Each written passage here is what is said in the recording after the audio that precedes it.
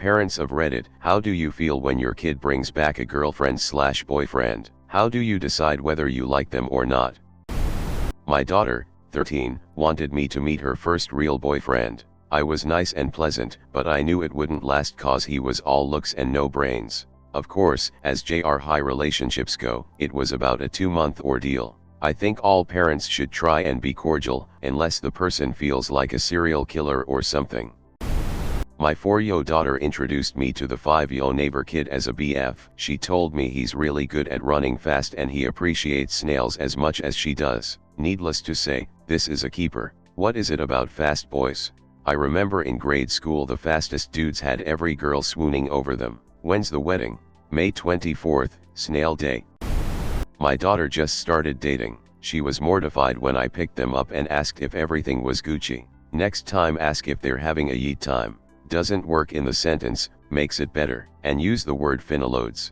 Doesn't matter if your use of it actually makes sense or not. You all gonna have a finna good time. You all gonna have a finna yeet time. Y'all finna yeet AF fam. I don't know, this might be so nonsensical that it circles back to being alright. Either way it made me LOL, so thanks fam, bless up.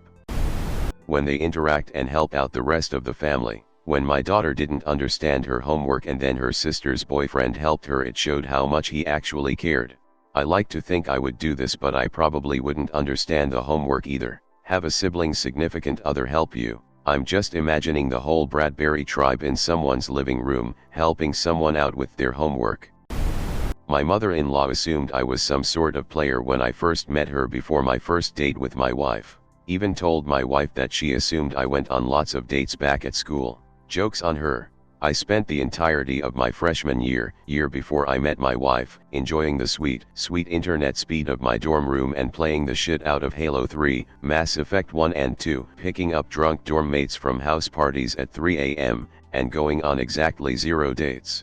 After years of getting to know my mill, she just didn't want her daughter to get into a long-distance relationship, then end up moving out of state with me if we got married and I was still there, which ended up happening. Whoops. How's the relationship now? And more importantly, did you let David stay with Cerberus? Oh, we've always gotten along amicably, but she's thrilled we moved back after a couple of years out of state, and now she has a cute little granddaughter to see just an hour away, who of course loves her Mimi, and I just couldn't leave him to those jerks. That's a harsh fate for anyone. Be free.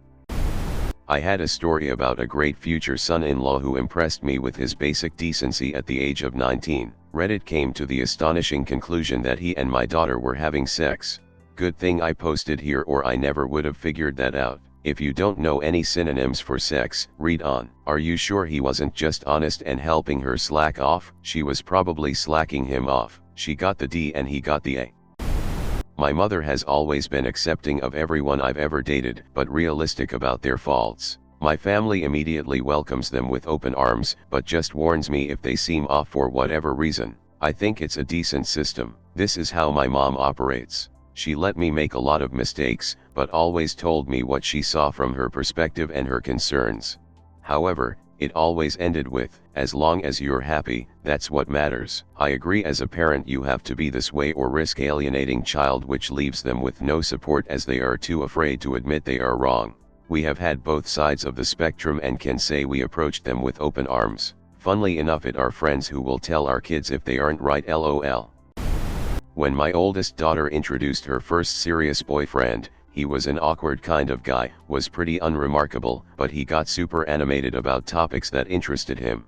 I had a chat with him about my daughter, he got animated. They've been married for 9 years. Good guy, works hard, is a staunch advocate for his wife, and I love his smile when he looks at their kids. My oldest son's first girlfriend was not an emotional investment he was willing to make. She was pretty, but that was it. I scolded him, he got defensive, almost married her, but she made the mistake of asking my son about my money.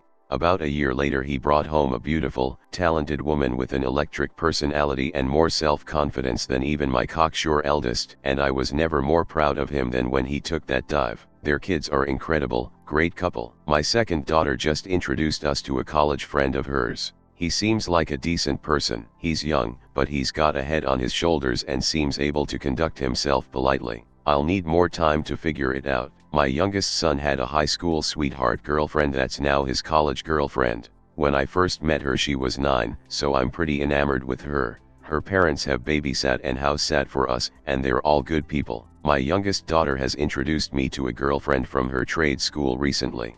Pretty sure she has been dating her for a couple years. She's angry, contrary, and bitter. Under all that baggage it's hard to tell, but I'm hoping that my home can be a place where she can just let whatever angers her so much disappear for a while and I can find out who she actually is.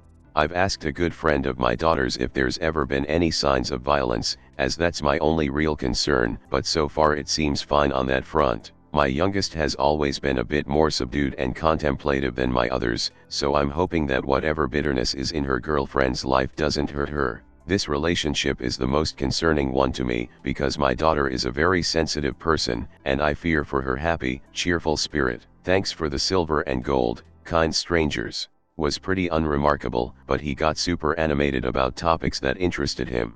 I had a chat with him about my daughter, he got animated. They've been married for 9 years. Best line I've read today. This is a tough subject. My daughter started dating a guy when she turned 17. He said he had 2 jobs. He said he came from a rough childhood, so he didn't like to talk about his family. He told us they were refugees from Haiti who moved to the US to better their lives. He said his family one day just decided to move from our state to the other side of the country. We all would ask questions but he would just shut up. It was troubling but he was polite, seemed kind. He called me mom. He was visiting every day. Then my daughter turned 18 and they moved in together. I felt it was too soon but she thought she was in love. He was still his nice quiet self in front of our family. My daughter began telling me he didn't want to cook or clean and just wanted to play PS4 while she worked full-time. I told her to keep talking to him about how she was becoming unhappy. He would make her promises but continue to do what he was doing. She worked graveyards, so he would say he worked during the day and she'd believe him. She had a puppy who he agreed to look after and clean up for as a shared responsibility. He wasn't doing this at night when she was at work or when he was off. She had an opportunity to go to Disneyland for a week as a babysitter for her little cousins. After making sure he was okay with it, she went. She got home a day early to surprise her dog on his birthday. She found him lethargic with no food or water and no AC on in the hot AZ weather. She broke up with her boyfriend then and there. She said her dog was like her son and she wasn't going to stand for that type of neglect. I picked her up and her ex-boyfriend followed her out. He was polite, telling me to not let her leave him. I told him to give it a few days. After we left I could tell her voice was hoarse. She said they had a loud argument. The next morning she asked her dad and I to take her back to her apartment so they could talk. She could get some of her stuff and leave on good terms with him. I asked if we could go in with her. She said, "No mom, I'm an adult, I got this." I jokingly asked if she was going to take her dog to protect her. She said, "No, as long as he's with you I know he will be well taken care of." Her words made me joke with her and ask if she was going to run away or something. She just laughed and called me silly. She kept in contact with me and at noonish asked me to get her. We went and there was no answer. It sounded like the apartment was empty. We called the cops. They did a wellness check 5 hours later after we begged and begged. We had searched everywhere and called everyone she knew but they both had disappeared. We kept going back to the apartment hoping wherever they went they had come back but still nothing. A neighbor brought me a chair to sit to wait outside the apartment until she came. I sat staring at one point on the wall. As long as I sat there, I had a fear so primal and deep it slowed down my thought process.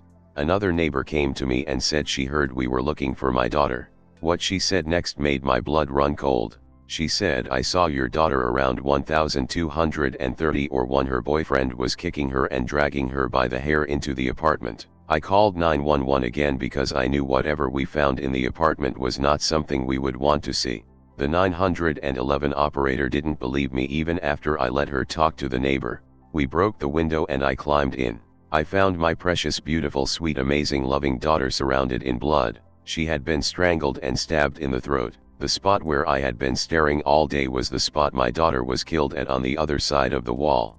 He had killed her before we got there and she bled out in minutes. The kind guy who called me mom was really a monster underneath it all. He has no remorse. I was in disbelief and felt a misunderstanding had happened. I went and saw him once. He turned himself in 2 days later. He said he did it because he couldn't live without her.